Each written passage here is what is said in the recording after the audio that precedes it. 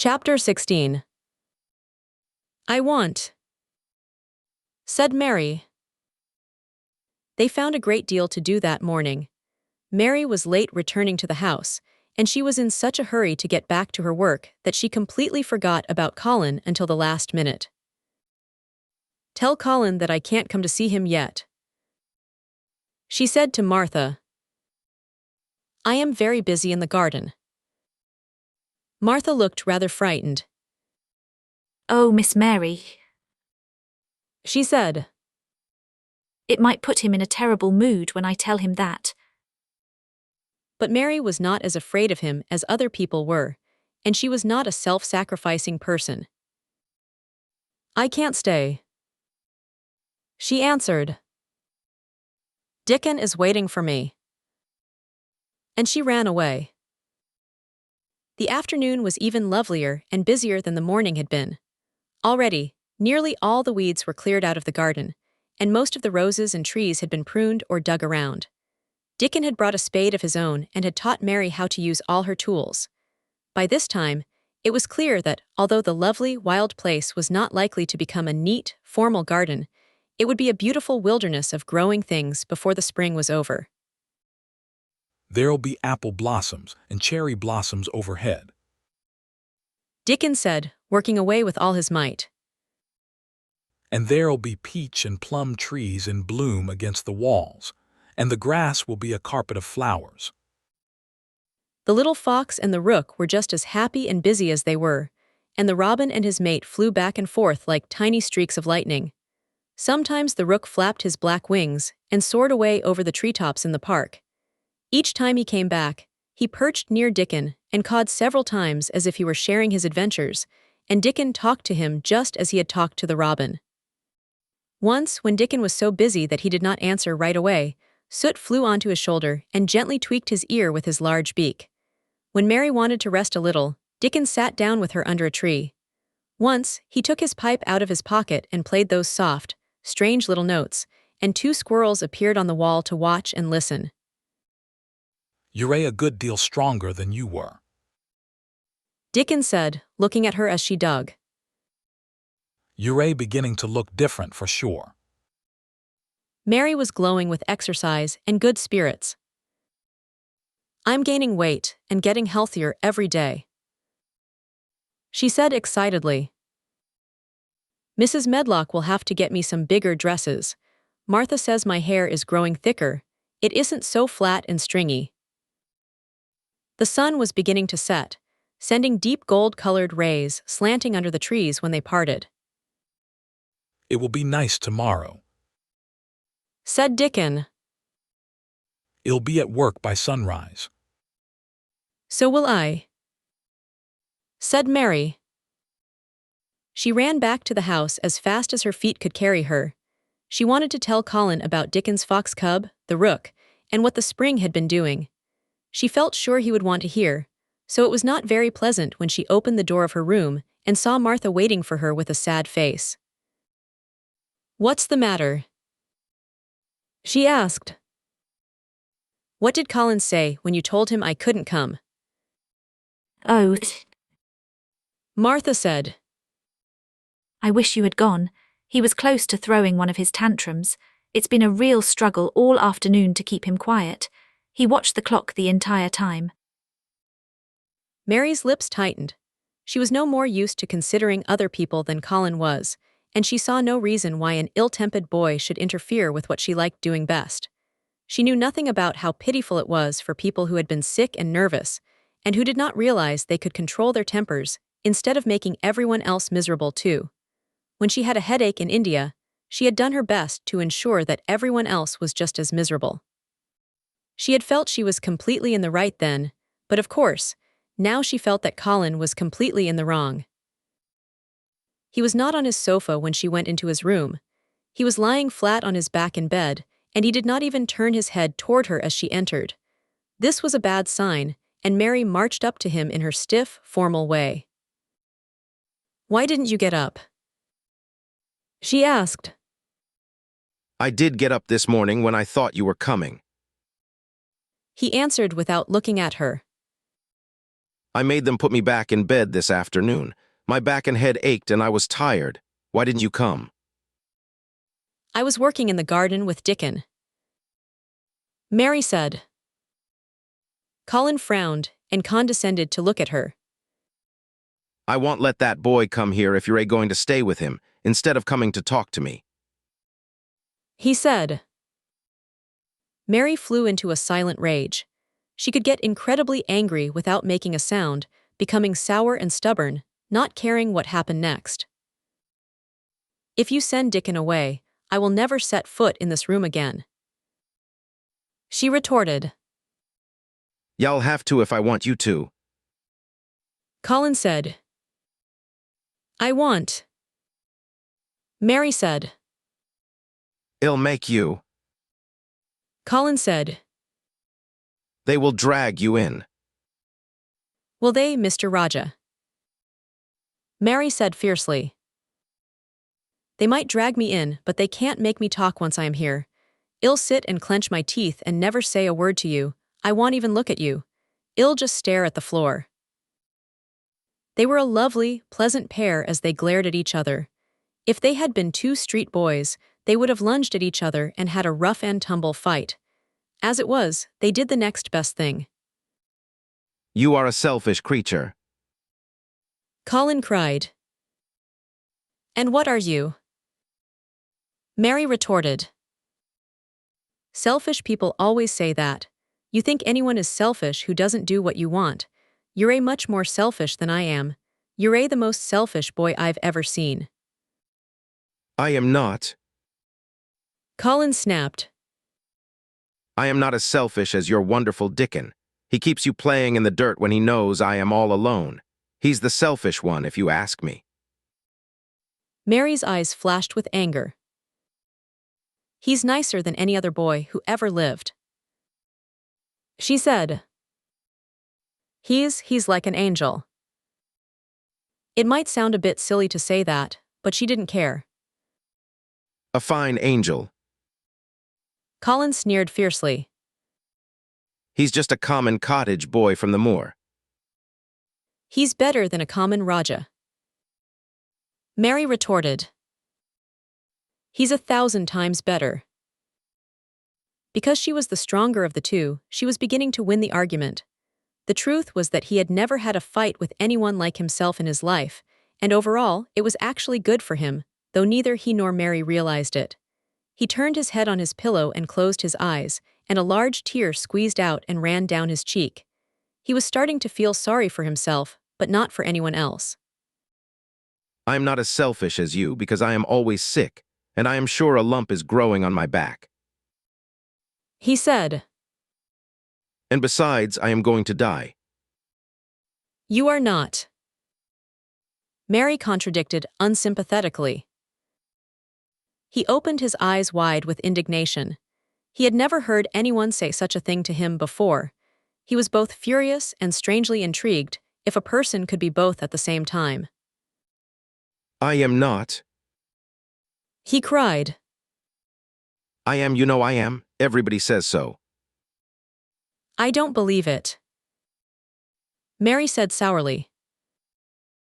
You just say that to make people feel sorry for you. I think you're actually proud of it. I don't believe you. If you were a nice boy, it might be worth feeling sorry for you, but you're just too nasty. Despite his supposedly weak back, Colin sat up in bed in a perfectly healthy rage.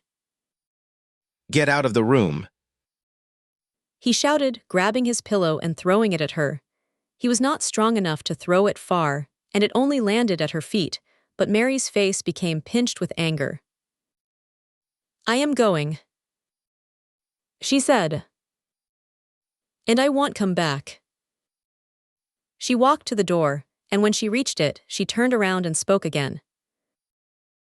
I was going to tell you all kinds of wonderful things, she said. Dickon brought his fox and his rook, and I was going to tell you all about them. Now I won't tell you a single thing. She marched out of the room and shut the door behind her. To her great astonishment, she found the nurse standing there as if she had been listening. Even more amazing, the nurse was laughing. She was a tall, attractive young woman who really shouldn't have been a nurse at all, since she couldn't stand sick people and was always making excuses to leave Colin with Martha or anyone else who would take over. Mary had never liked her, and she just stood there staring up at the woman, who was giggling into her handkerchief. "What are you laughing at?" Mary asked her. "At the two of you. The nurse said. It's the best thing that could happen to that sickly, pampered boy, having someone stand up to him who is just as spoiled as he is. She laughed into her handkerchief again. If he had a fiery sister to fight with, it would have been the saving of him. Is he going to die? I don't know, and I don't care. The nurse replied. His tantrums and bad temper are half of what is wrong with him anyway. What are hysterics? Mary asked. Y'all find out if you work him up into another tantrum, but at least you've given him something real to cry about, and I am glad of it. Mary went back to her room feeling very different from when she had come in from the garden. She was cross and disappointed, but she did not feel sorry for Colin at all. She had looked forward to telling him so many things, and she had meant to decide whether it was safe to trust him with their great secret. She had been starting to think she could, but now she had changed her mind completely. She would never tell him, and he could stay in his room, never get any fresh air, and die if he wanted to. It would serve him right.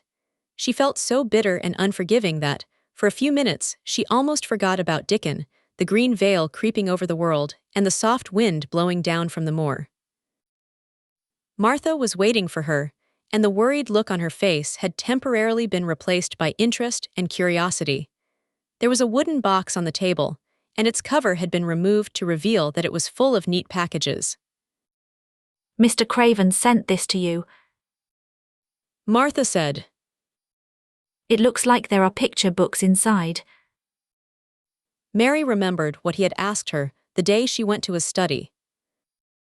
Do you want anything? Dolls, toys, books? She opened the package, wondering if he had sent a doll and wondering what she would do with it if he had. But he had not sent one. Instead, there were several beautiful books like the ones Colin had, and 2 of them were about gardens and full of pictures. There were also 2 or 3 games and a beautiful little writing case with a gold monogram, along with a gold pen and inkstand. Everything was so lovely that her delight began to push the anger out of her mind. She had not expected him to remember her at all, and her cold little heart warmed up. I can write in cursive better than I can print, she said. And the first thing I write with this pen will be a letter to tell him how grateful I am. If she and Colin were still on good terms, she would have run to show him her presents right away. They could have looked at the pictures, read the gardening books, and perhaps tried playing the games. He would have enjoyed himself so much that he wouldn't have thought about dying once, or put his hand on his spine to feel for a lump. He had a habit of doing that which she could not stand.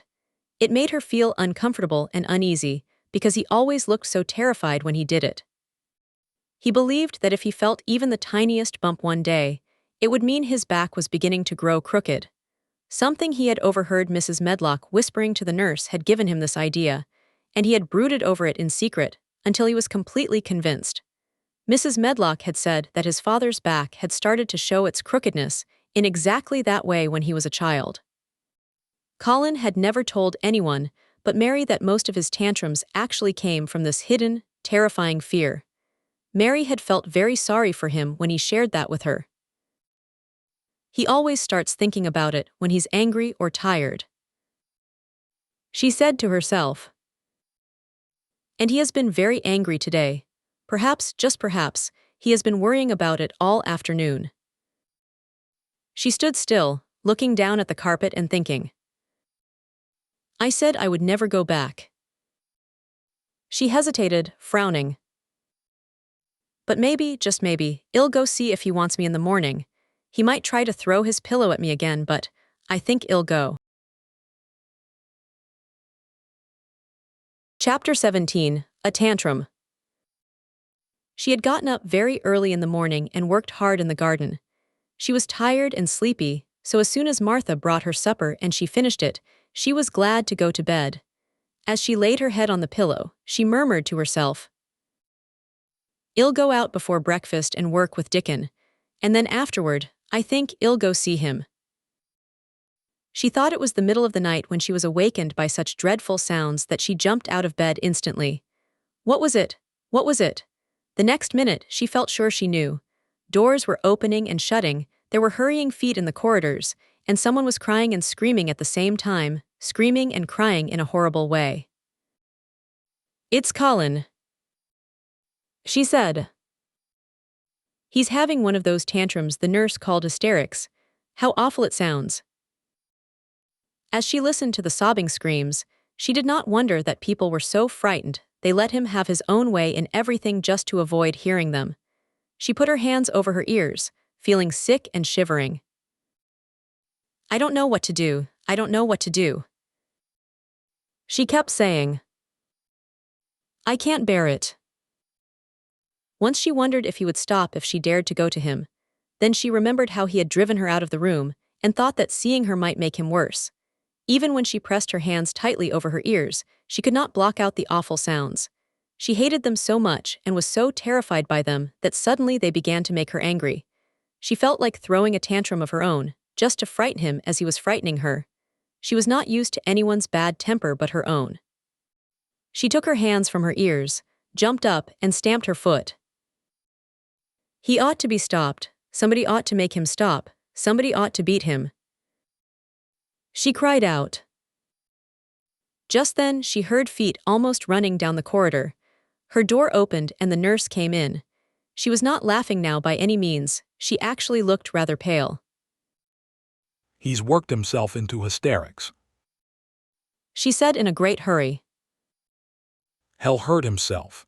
No one can do anything with him. You come and try like a good child. He likes you." "He turned me out of the room this morning," said Mary, stamping her foot with excitement. The stamp rather pleased the nurse. The truth was, she had been afraid she might find Mary crying and hiding her head under the blankets. "That's right," she said. "You're in the right mood. Go and scold him. Give him something new to think about. Do go, child, as fast as you can." It was not until afterward that Mary realized how funny the situation had been, as well as dreadful. It was funny that all the grown-ups were so frightened they turned to a little girl, simply because they guessed she could be almost as bad-tempered as Colin himself. She flew along the corridor, and the closer she got to the screams, the more her temper rose. She felt quite wicked by the time she reached the door. She slapped it open with her hand and ran across the room to the four-poster bed. "You stop," she almost shouted. "You stop, I hate you, everybody hates you. I wish everyone would run out of the house and let you scream yourself to death. You will scream yourself to death in a minute, and I wish you would." A sweet, sympathetic child could never have thought or said such things, but the shock of hearing them was the best possible thing for this hysterical boy, whom no one had ever dared to stop or contradict. He had been lying on his face, beating his pillow with his hands. He actually spun around, turning so quickly at the sound of the furious little voice. His face looked dreadful, white, red, and swollen, and he was gasping and choking. But furious little Mary did not care a bit. "If you scream one more scream," she said, "I'll scream too, and I can scream louder than you can, and I'll frighten you. I'll frighten you." He actually stopped screaming because she had startled him so much. The scream that was about to come out almost choked him. Tears were streaming down his face, and he shook all over. "I can't stop. He gasped and sobbed. I can't.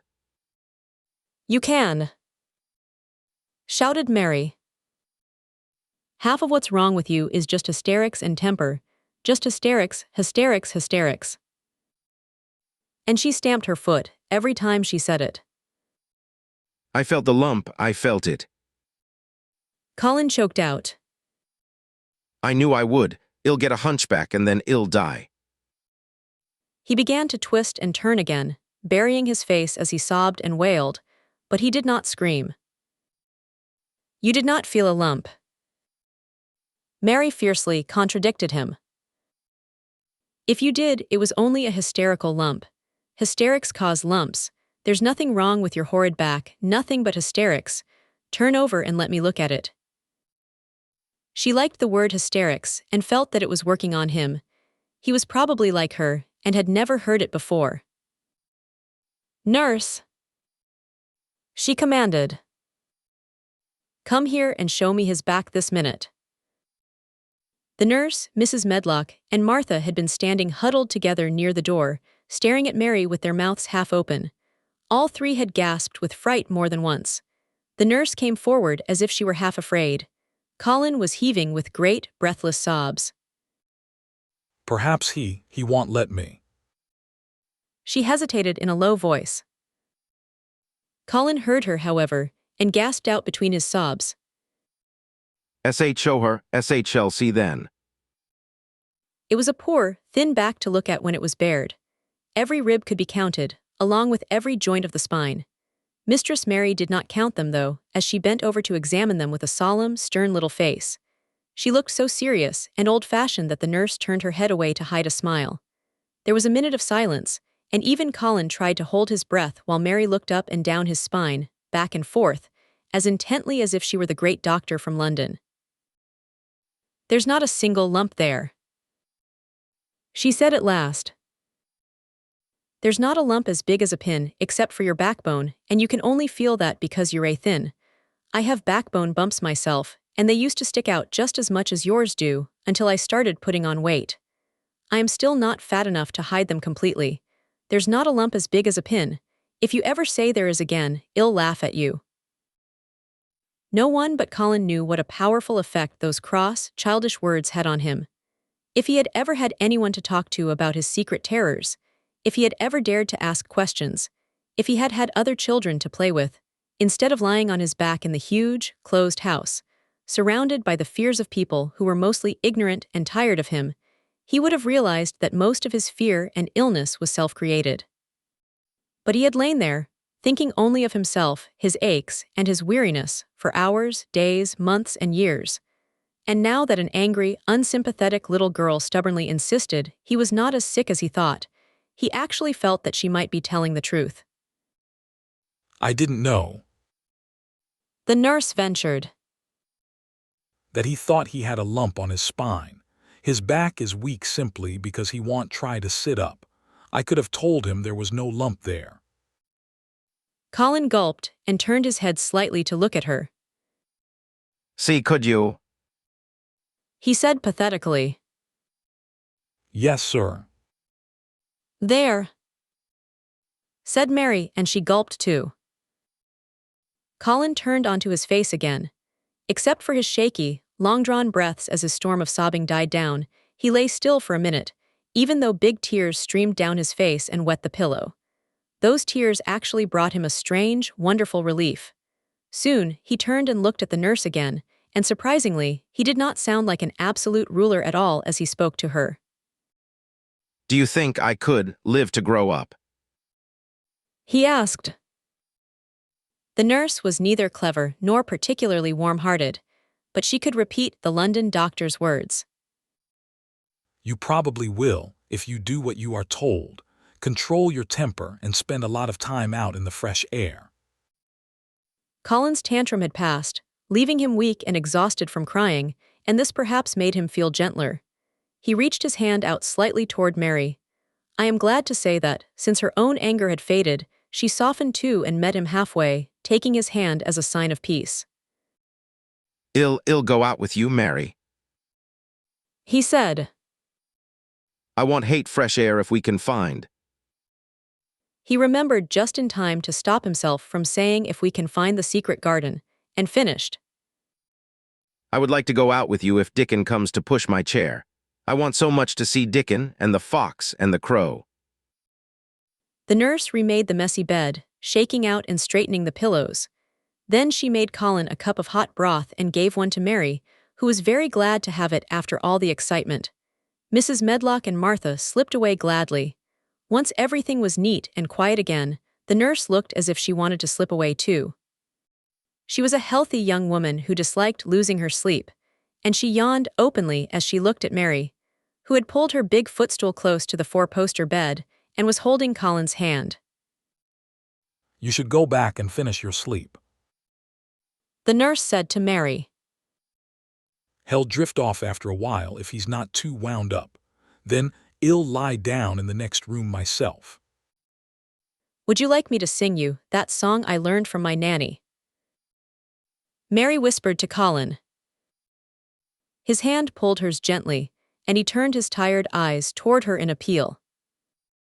Oh, yes. He answered. It's such a soft song. I'll fall asleep in a minute. I will help him fall asleep, Mary said to the yawning nurse. You can go if you like. Well, The nurse said, pretending to hesitate. if he isn't asleep in half an hour, you must call me. Very well, Mary answered. The nurse was out of the room in a moment. As soon as she had gone, Colin pulled Mary's hand again. I almost told, He said. but I stopped myself just in time. I want talk now and I'll go to sleep. But you said you had a whole lot of nice things to tell me. Have you? Do you think you have found out anything at all about the way into the secret garden?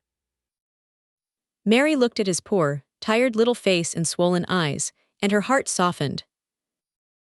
Yes, she answered. I think I have, and if you go to sleep, I will tell you tomorrow. His hand trembled. Oh, Mary. He said.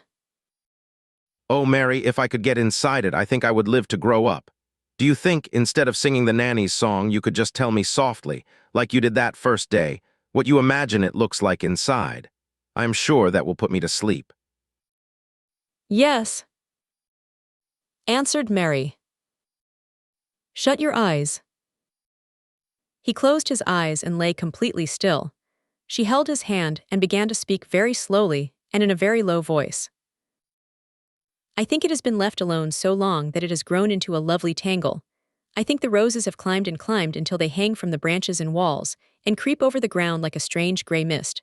Some of them have died, but many are still alive. When summer comes, there will be curtains and fountains of roses. I think the ground is full of daffodils, snowdrops, lilies, and irises, all working their way out of the dark. Now that spring has begun, perhaps. The soft, soothing drone of her voice was making him stiller and stiller. She saw this and continued. Perhaps they are coming up through the grass. Perhaps there are clusters of purple and gold crocuses, even now. Perhaps the leaves are beginning to break out and uncurl. Perhaps the gray is changing, and a green veil is creeping over everything. And the birds are coming to look at it, because it is so safe and still. And perhaps. She whispered very softly and slowly. The robin has found a mate, and is building a nest. And Colin was asleep.